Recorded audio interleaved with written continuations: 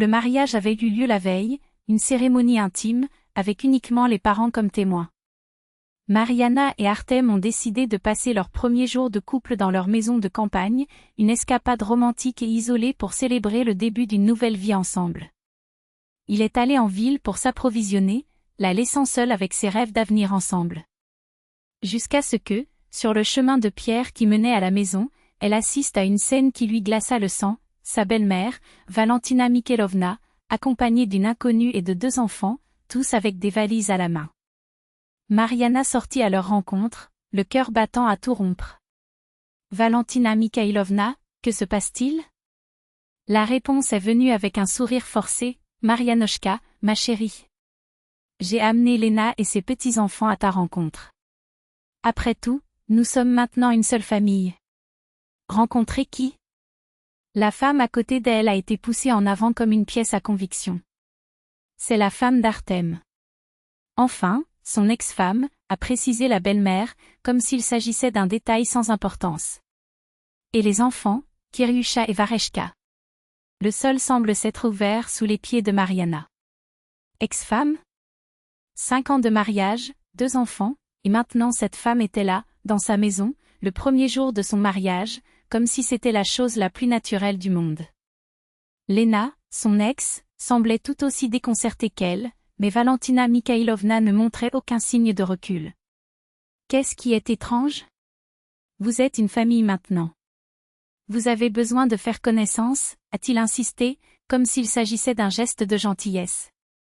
Mariana essaya de rester calme, mais les mots furent durs. Je me suis mariée hier.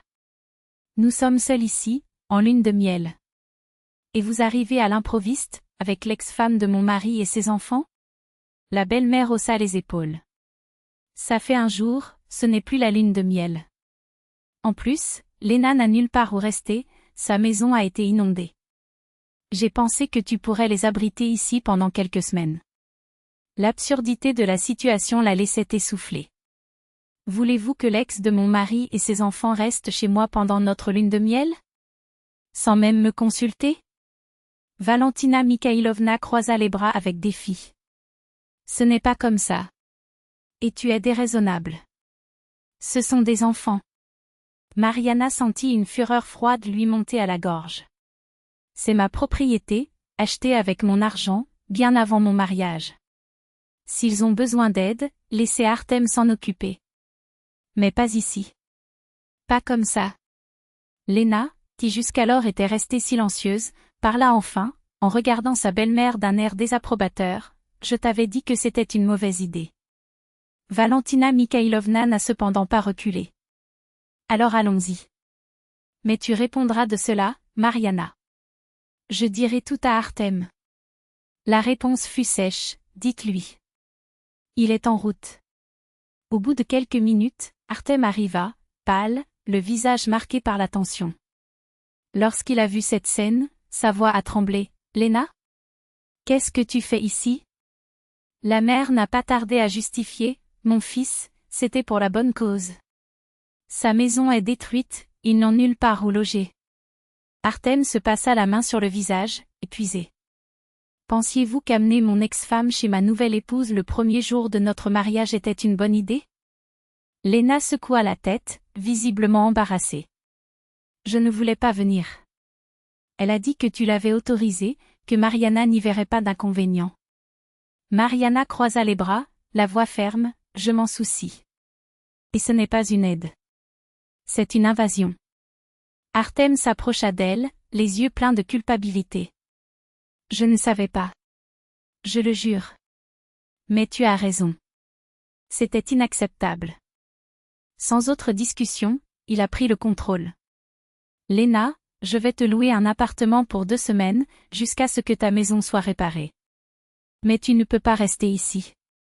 L'ex-femme n'a pas contesté. Valentina Mikhailovna, cependant, a marmonné quelque chose sur l'ingratitude avant de monter dans la voiture. Quand tout le monde partit, Mariana resta seule sur le porche, serrant ses genoux, le poids de cette matinée lui opprimant toujours la poitrine. Artem est revenu quelques heures plus tard, épuisé, mais avec la nouvelle qu'il avait tout résolu. Je leur ai loué un logement. J'ai payé d'avance. Ce n'était pas la faute des enfants, mais ma mère, elle a dépassé toutes les limites. Mariana le regarda et, pour la première fois depuis ce matin, elle ressentit du soulagement. Et qu'est-ce que tu lui as dit? Il soupira.